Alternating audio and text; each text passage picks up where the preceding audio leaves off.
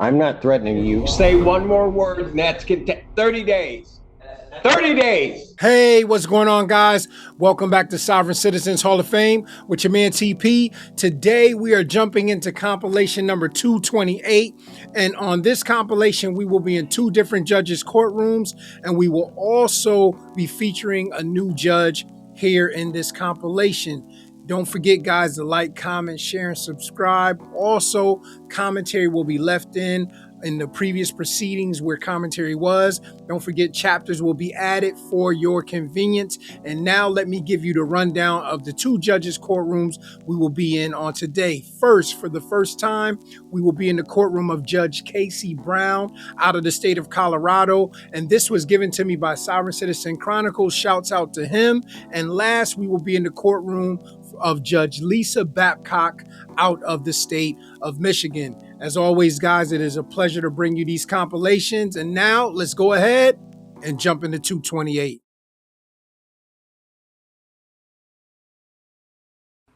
.051 People versus Julio Soto. Entries of appearance, please. Rafe Taylor on behalf of the people. Good morning, Mr. Soto. Morning. We're scheduled this morning for appearance on bond. I believe this is Mr. Soto's first appearance before the court. Mr. Taylor. Your Honor, I have a Rule 5 advisement and mandatory protection order. The defendant was unwilling to sign. If I may approach. Yes, please. Thank you. All right, Mr. Soto, we're going to talk about a couple of these documents that we need to address for your first appearance this morning. I'll note for the record, Mr. Soto does appear out of custody and pro se, having posted an appearance bond on May 22nd. Mr. Soto, the first of these documents we need to address is this Rule 5 advisement under Rule 5C2. Did you have an opportunity to review this advisement? I did. All right. And do you understand each of the bulleted paragraphs on this page? All right. Well, I'm going to go ahead and explain them to you then. So the following is an advisement of your rights. Please listen carefully as these rights will pertain to you in your case.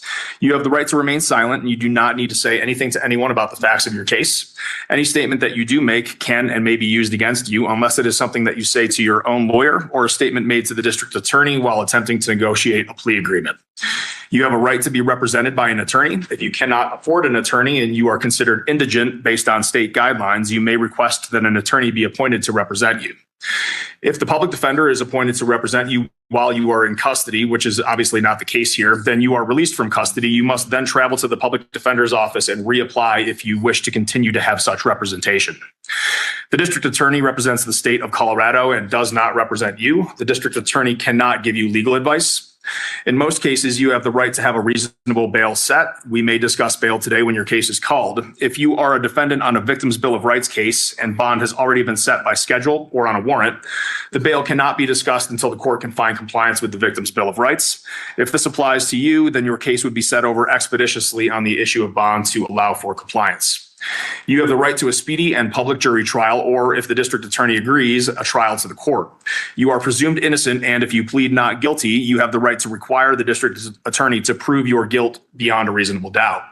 At trial, you have the right to cross-examine witnesses, the right to testify on your own behalf, the right to subpoena witnesses to testify on your behalf, and the right to appeal any rulings or decisions in the event of a conviction. If you are charged with a petty offense, you are entitled to a jury trial if, within 21 days after entry of a plea of not guilty, you make a request to the court for a jury trial in writing and tender to the court a jury fee of $25 unless the fee is waived by the judge because you are indigent. In petty offenses, you have a right to a jury of 3 unless a greater number not to exceed 6 is requested by you in the written jury demand. If you are alleged to have violated any law pursuant to Title 18 of the Colorado Revised Statutes, the law requires a mandatory protection order will enter against you. This protection order will state that you will not harass, molest, intimidate, retaliate against, or tamper with any witness to or victim of the acts that you are charged with committing. And other conditions may also be ordered by the court as part of that protection order. Compliance with the mandatory protection order will be made a condition of any bond posted in your case. And if you fail to comply, your bond could be revoked or new charges could be filed against you, or contempt proceedings could result or any combination of those events could occur. You may be able to resolve your case by plea agreement, but please keep in mind that any plea of guilty which you may enter may be, or rather must be, a voluntary plea and not the results of any threats, coercion, or undue influence on the part of anyone. Any agreements that you make with the district attorney must be in writing.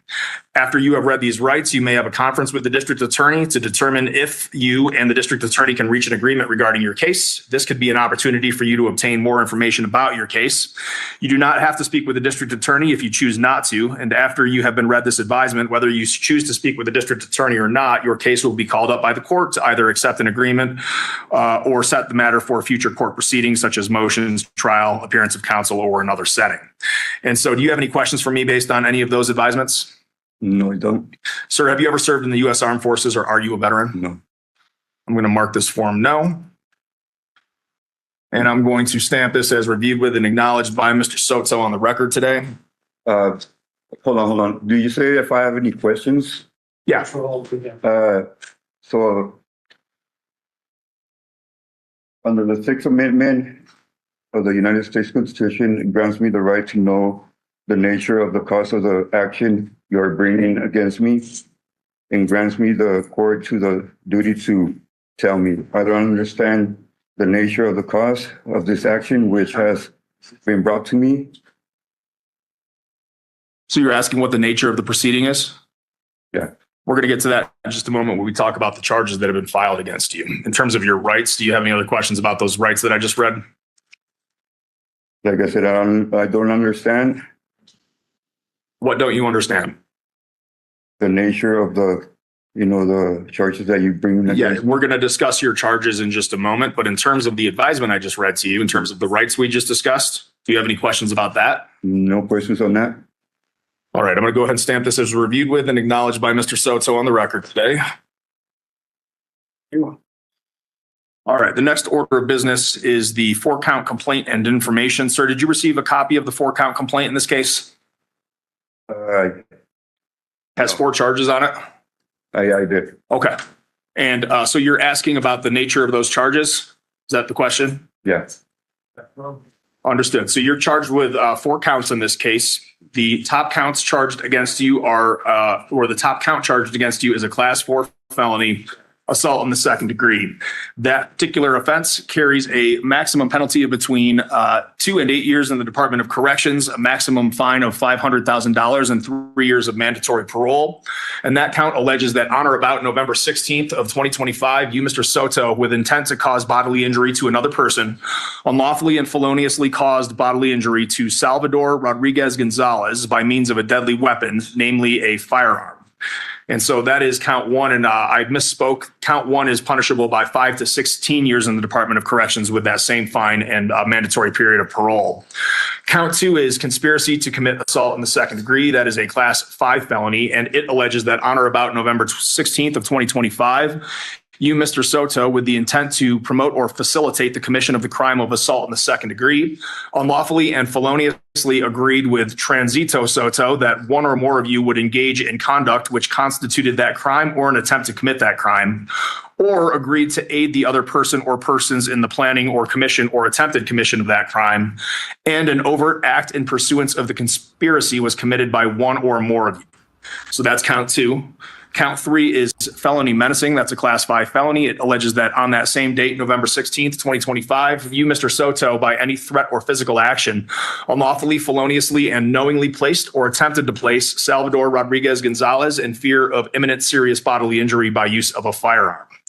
Finally, count 4 is conspiracy to commit menacing. That's a class 6 felony, and it alleges that on or about November 16th, 2025, you, Mr. Soto, with the intent to promote or facilitate the commission of the crime of menacing, unlawfully and feloniously agreed with Transito Soto that one or more of you would engage in conduct which constituted that crime or an attempt to commit that crime, or you agreed to aid the other person or persons in the planning or commission or attempted commission of that crime, and an overt act in pursuance of the conspiracy was committed by one or more of you.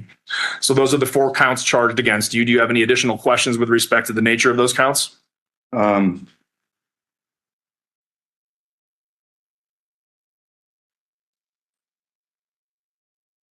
Is this going to be a civil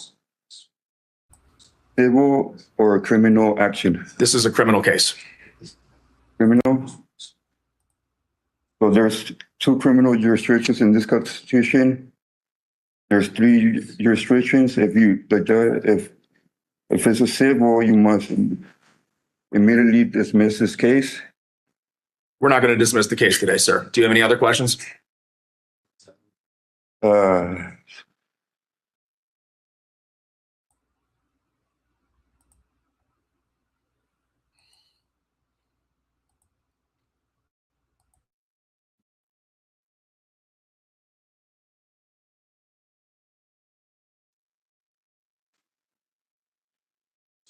so, so I object, I move forward to dismissal for reason is because you are in the wrong court. I'm in the wrong court. They can bring the same case against me by the same judge. All right. If you believe there's some kind of defect with respect to jurisdiction, you're welcome to file a pleading. I don't perceive any defect this morning. You're charged with a crime that occurred or is alleged to have occurred in Arapahoe County. This is a criminal court in Arapahoe County, and so the court finds adequate jurisdiction. But if you believe there's a jurisdictional defect, you're welcome to file a pleading. Do you have any additional questions about the nature of those 4 counts that were charged against you? Okay, for the record, let the court show that the action in this criminal action, the constitution grants the court to criminal jurisdiction to dismiss this case. To the extent you're moving to dismiss the case, that motion is denied. Do you have any questions about the 4 counts that I just described to you? At this point, no. Okay. This mandatory protection order will contain some things that you'll need to require with or comply with as a condition of your bond. Do the people have any record or VRA record with respect to the protection order? We do not, Your Honor. Thank you. All right. And so, Mr. Soto, this order will name you as the restrained person. It will name Salvador Rodriguez Gonzalez as the protected person. The order does not involve a crime of domestic violence, but it does involve a Victims' Rights Act offense.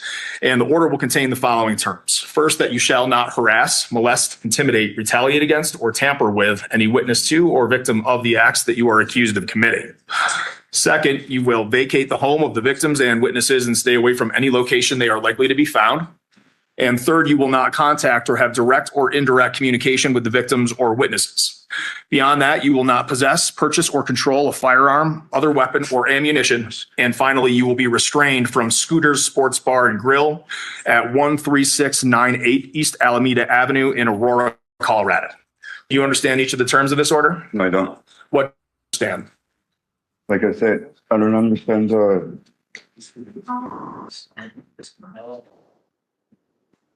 I'm not asking you about anything on those papers, sir. I'm asking you about what you don't understand about the terms of this protection order I just read to you. I don't understand the nature of the charges that you're bringing against me. I just asked you a moment ago if you had any additional questions about the charges. We've now moved on to the protection order. Okay. Do you have any questions about the terms of the protection? Have you seen a couple it's going to be under common law or? No, this is statutory law that contains crimes that you are accused of committing. So this is a criminal case. It's based on a violation of statute. And those 4 counts that I just read to you are the counts that have been charged against you. With respect to the protection order and the terms that I just read to you, do you have any questions about those terms that you're required to comply with? Is this right here under common law? I should have. I just answered that question, sir. This arises under statutory law. The injured party under the common law, whereas the default, there's an injured party. So there's no injured party. Yes, there is. The injured party is the individual who I read to you, Salvador Rodriguez Gonzalez. That is the alleged injured party. I don't see no injured party here, so there's no evidence at all. Mr. Soto, if you would like to file a pleading with respect to whatever you've got on your papers in front of you, you're welcome to do so. I'm not going to hear any more argument as to that this morning. Do you have any questions about the mandatory protection order? No, I need to read it again. I'm not going to read it again. Do you have any questions about the order? No. You're going to be required to comply with this order. I'm stamping this as reviewed with, acknowledged by you on the record today. If you violate this order, you will be held in contempt of court, or you may be charged with a new crime, which could be a misdemeanor or a felony. All right. Mr. Soto, do you have a plan for an attorney in this case? Do you intend to apply for a public defender or hire private counsel? No, I'm going to represent myself. You're going to represent yourself.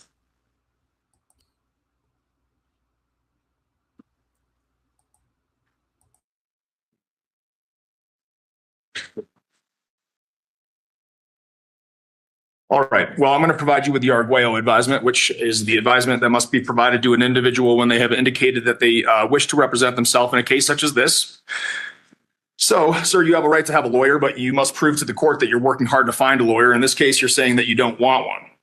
And you can work hard to show the court that you are trying to find a lawyer by applying to the Arapahoe County Public Defender's Office. If you qualify based on your income level, you've indicated that you do not wish to do that. The other option is by hiring a private lawyer to represent you. You have indicated that you don't wish to do that either. And so ultimately, the court will treat that as giving up your right to a lawyer this morning. You've indicated that you wish to proceed pro se and represent yourself. The highest charged against you is a class 4 felony, second-degree assault with a deadly weapon. I'm just going to fill out this form. I'll be back with you in just a moment. All right. As I mentioned previously, assault in the second degree with a deadly weapon is the top count charged against you. That's a class 4 felony. It carries a maximum sentence of 5 to 16 years in the Department of Corrections and a maximum fine of $500,000. And so I have a couple of questions for you. What was the last year of school or education you completed? No comment on that. What was the last year of school you completed, sir?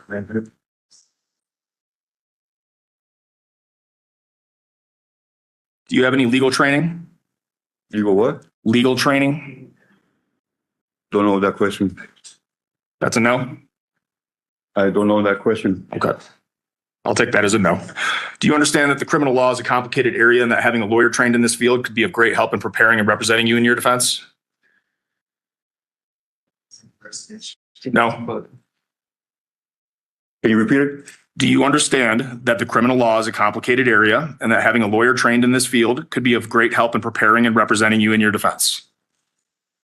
Yeah, I don't need one. Okay. I'm going to mark the form no. Finally, sir, you will go on to the next step of this case without a lawyer. You will take a serious risk that you will not present your case well, including risking your right to cross-examine witnesses and address those witnesses against you, risking your right to have someone testify for you, even if they do not want to by way of a subpoena, and risking your right to remain silent since anything you say can be used against you. And so ultimately, with respect to your decision to represent yourself this morning, are you under the influence of any drug, alcohol, or medication that's affecting your decision? No. All right. Mr. Taylor, what I'm going to do is ask you to approach. And Mr. Soto, I'm going to have you sign this document that you have decided to proceed pro se. Your Honor, if I may approach? Yes, please. Thank you. All right. And apart from setting this matter for preliminary hearing, are there any other issues from the people this morning? No, Your Honor. Thank you. All right. Let's go ahead and set for a preliminary hearing from the people. Are there any dates you'd like to propose? All right. June 25th, 1:30 p.m. for preliminary hearing.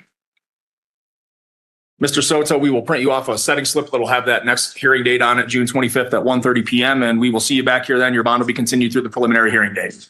Have a good day, sir. As well. Ready on Mr. Madrid's case? Good morning. We are on the record in the matter of People versus Latavis, Trishad Thornton. This is case 25-0203-FY. May I have appearances for the record, please? Mr. Inez? George, thank you, Anna. George in the back for the people. Thank you. And Mr. Thornton, could you state your name for the record, please? I am Shoulders in here by way of executive office for Latavius Trishad Thornton nonprofit organization. Accept that as Mr. Thornton announcing his appearance before the court. We are here this morning for a pre-exam conference. Mr. Anid, it is my understanding that Mr. Thornton has declined representation. However, Mr. Thornton, at every appearance, I need to remind you that you have a constitutional right to be represented by an attorney, and that if you can't afford an attorney, the court will provide one for you. I am particularly proud of the superb public defenders we have in this court. However, you may also retain any attorney you wish. You will get to choose the attorney. You would have to pay them. You have a constitutional right to represent yourself, but I have to warn you that if you proceed representing yourself, you would be held to the same standard as all attorneys who have gone to law school and passed the bar and been admitted to practice. So the court really can't give you any breaks or help you at all. Is it your wish to represent yourself, sir? Mr. Thornton is aware of the courtroom decorum and the standards and procedures that must be upheld by a person in representation of a party. And as again, I shoulders, I am aware that I do have constitutional rights, not just the ones that were mentioned here before. And also that the exercising of a right is also an expression of a right, which is an invoking of a right, which is a way that a right can be used. And to forgive me, and to uphold the proper standards. Mr. Thornton does not wish to get public counsel representation for, as I am a legal representation by special appearance through the executive office for Mr. Thornton and not the actual entity, Latavius Cheshire Thornton. Once again, on the record, it has not been declined that Latavius Cheshire Thornton is a nonprofit organization, which, yes, Your Honor, is a person, in fact. And I, the man speaking with a voice and a So sound I'm going to mind. cut this off. I don't want to mute you, but we have to move forward. So we have an attorney standing by. That would be Mr. Foreman, who is a very, very good public defender who is available to you. At this point, Mr. Anid, this is the time and date set for a pre-exam conference. Have you had an opportunity to speak with Mr. Thornton about any plea offer? No, Your Honor, and I don't think I'll have any meaningful conversations with him based on what I see. I believe that it's not clear whether what he's doing is intentional or whether this may be a competency issue. But I'm prepared to proceed. I just don't know if we should. I have a concern for his competency, to be honest with you. If of course we had the same issue all this time. No, Mr. Thornton, one person at a time. And right now, Mr. Anid is speaking. I mean, I guess I would inquire with whether he knows what a preliminary exam is, and if he understands, if we forward, if he's gonna know what to do. I mean, I believe I have to look at the court rules. I've never dealt with this issue, but I think having standby counsel would be something that would be needed to advise him. I'll look into all that, but I just don't know if he's gonna know what a preliminary exam is. I believe this may just be a competency issue. I don't know, Your Honor. Okay, so actually that's a good question. So Mr. Thornton, I'm going to ask you, what is a preliminary exam? Well, before I address that, may I address No, a few? sir. No, we're gonna focus our answers here. What is a preliminary exam? Your Honor. I'm going to give you one chance to answer. What is a preliminary exam? Court proceeding. Okay, and what? Okay, and what happens? That's a good answer. What happens at that court proceeding? At a preliminary examination court proceeding, the parties have the opportunity to present evidence, cross-examine each other, and determine whether whether evidence is admissible to go into continuing proceedings, whether the court has jurisdictions. A plethora of matters may be brought up in a preliminary examination to see if the court has a valid standing, to see if there's anything, to see what may be addressed that's necessary as far as the parties that are at hand, not only to go about things in one specific fashion. Well, that's pretty that's a pretty good answer. However, at this point, given a review of history, the court is going to sua sponte suggest that a competency exam be ordered. Mr. Anid, any response? I agree. Okay, thank you. Mr. Thornton, any response? Mr. Thornton does not believe that a competency exam sua sponte is necessary and objects that as a preliminary exam is something that we can proceed to and we can address the matters and the situations that are necessary at that time. And for the sake of due process and the judicial precedence of due process, that a criminal or excuse me, a competency test may delay that, and it could hinder not only Mr. Thornton, but the things that Mr. Thornton does as far as the community and his career and his family and his life and rights, and other people that may be affected by this matter, as well as the public. Because for the judicial precedence is that Mr. Thornton is innocent and not guilty. So, Mr. Anid, are you going to prepare a proposed order or? Your Honor, I think it's been a while since I've done. I believe if I'm not mistaken, it's the. I can if you want. Yes, I'll prepare an order. All right. So, at this time, Mr. Anid, comments on the preliminary exam? Nope. I just say we just make the preliminary examination to be determined date. If anything, reset it for another PCC or review hearing for when we do come back with a competency opinion. Okay. So, Mr. Thornton, you have two rights at play here. One is the preliminary exam that we just discussed, and the second is the right to have that within 21 days.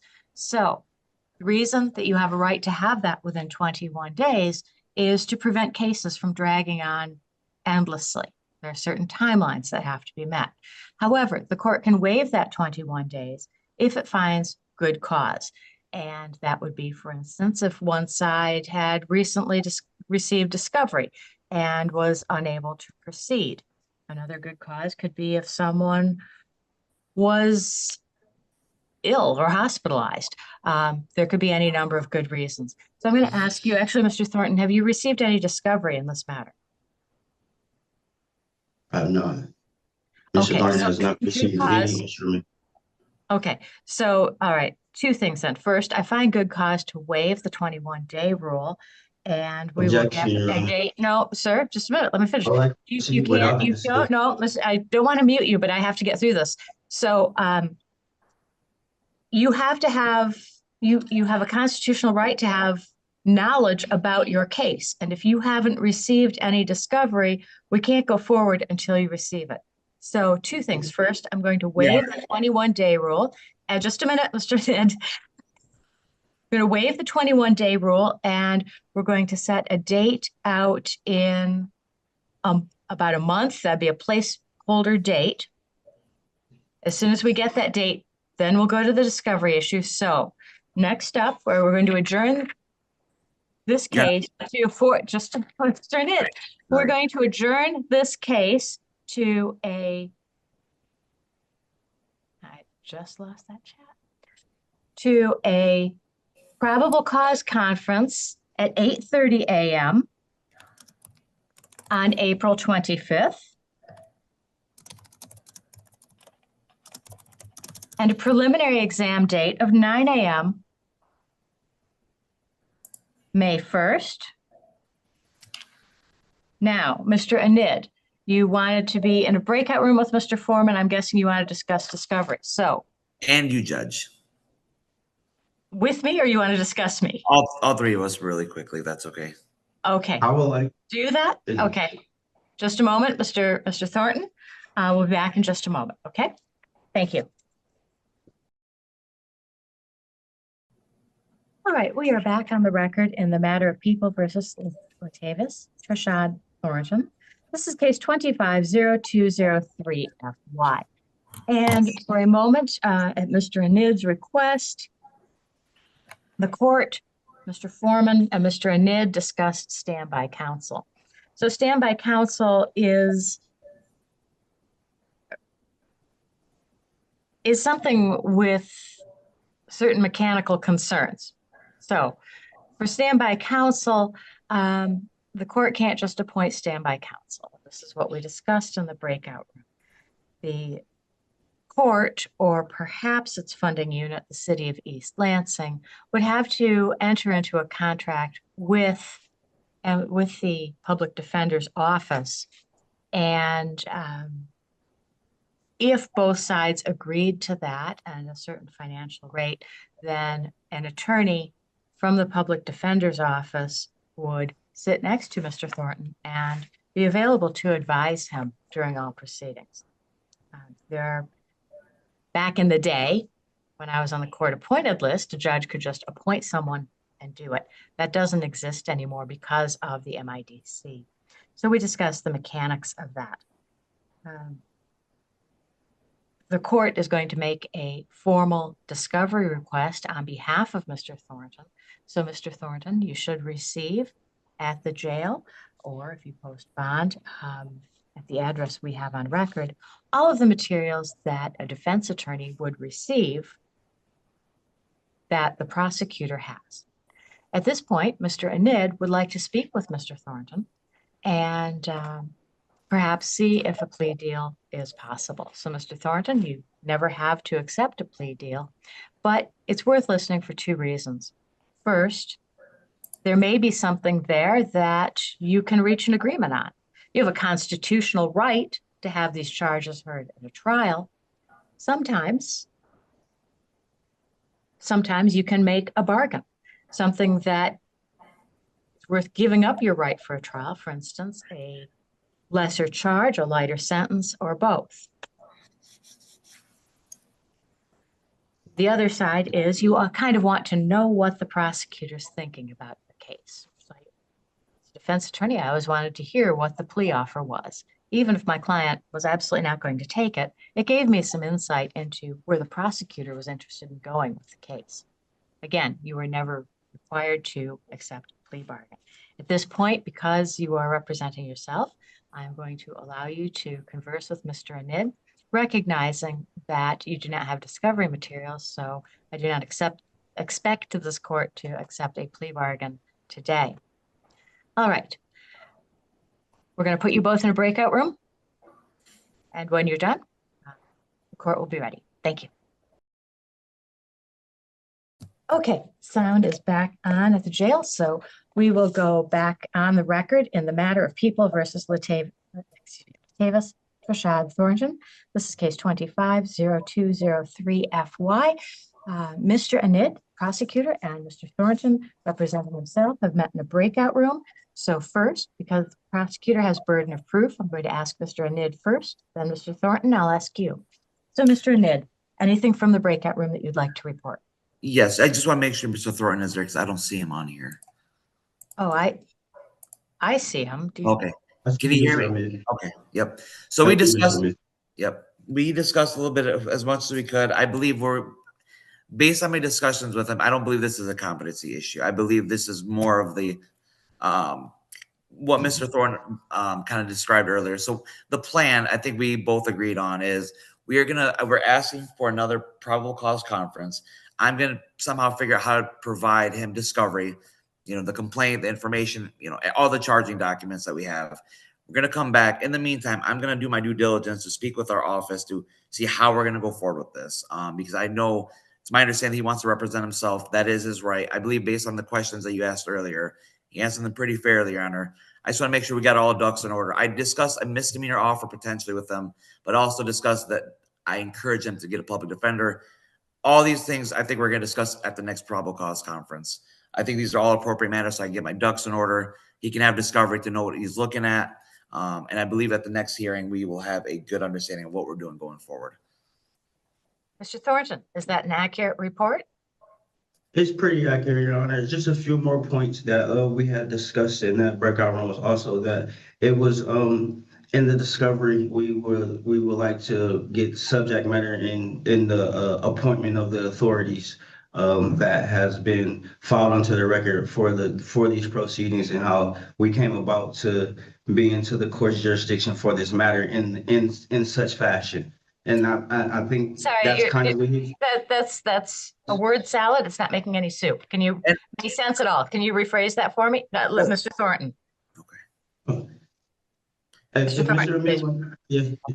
So just pretty much all in the discovery, we didn't want any documents that have been filed onto the case to be missing, and that's what I mean by not limited to the documents titles that he named. It include an inclusion of all documents filed with all titles under them. Okay. I'll Yes, chime in Mr. here. Ned. And I think kind of what he may be talking about is, and I could be wrong, is the charging documents, what gives us the authority to proceed forward and how we're proceeding forward. And I explained you should wait until you discover it because I believe that's going to be the complaint, the information, and the other charging documents to see where we're at. I could be wrong, but once he receives those, we'll come back. We'll have all the ducks in order. I think that's a good resolution we both agreed on. And in the meantime, I'll do my due diligence to speak with our officer how we're going to go forward. I told Mr. Thorne, I'm the prosecutor. He understands what the prosecutor is. I'm not on his side, but I did advise I'm here to help get the situation resolved as fast as possible. And I think we both agree that if you find good cause to adjourn this for one more probable cause conference, I believe everything will be situated. The only thing I have to ask is how do I provide discovery to Mr. Thornton? I would guess that you could mail it to him or, yeah, I think. I'll figure it out. I'll ask my office. Communication through the jail. Okay. At his address through the jail, and it may have to be paper communication. Okay. I'll do my due diligence today when I get to the office today, Your Honor. Okay. And yeah, I don't have discovery demand in front of me, but that would include, of course, any exculpatory materials granted under Brady. That would include make a request for any body-worn camera, any evidence you plan to introduce, any car video, any report that you have in your office other than was protected under attorney-client privilege with a prosecutor or any counsel. Mr. Thornton, anything further this morning? Not at this time, Your Honor. Just new dates, Your Honor. New dates, new probable cause. Okay, so we had the dates, and that is 8:30 a.m., April 25th, for a probable cause conference, and 9 a.m., May 1st, for a preliminary exam. Okay, so the next probable cause conference is about a month away. Does that sound right? Yes. Okay. All right. So, Mr. Thornton, if at any time you change your mind, you can communicate with the court and or Mr. Anid about requesting counsel. At every hearing, I'm obligated to tell you your right about counsel and to determine the parameters of that. All right, so we will see you back at 8:30 a.m., April 25th. That is all. Thank you, Your Honor. Thank you. Take care. Thank you. Take care, Mr. Amidi. Thank you. Well, guys, we've come to the end of this second proceeding, and honestly, it's not a whole lot to comment on here, because if you really look at it, the gist of it basically was, there was a lot said between the prosecutor, Judge Babcock, Mr. Thornton. There was a lot of breaks here and there, but what we saw in the beginning is the prosecutor kind of struggled to figure out, well, is Mr. Thornton playing a game, or does he really need a competency evaluation? But after he and Mr. Thornton had the breakout session, he came back and said to Judge Babcock, listen, I don't think it's a competency issue.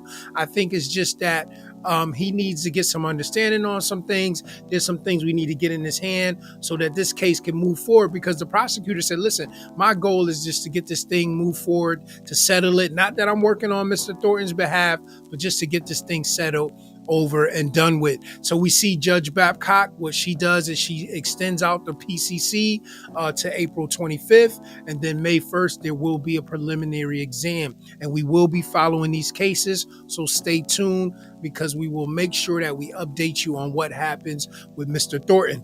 With that being said, guys, thank you as always for joining me here at Sovereign Citizens Hall of Fame. Don't forget to like, subscribe, share, comment, whatever it is that you need to do to participate in the channel. I truly appreciate it. Thank you, thank you, thank you. And with that being said, guys, this is Sovereign Citizens Court. And for now, guys, Sovereign Citizens Court is adjourned. God bless you. Thank you. See you guys soon. I'm not threatening you. Say one more word and that's 30 days. 30 days.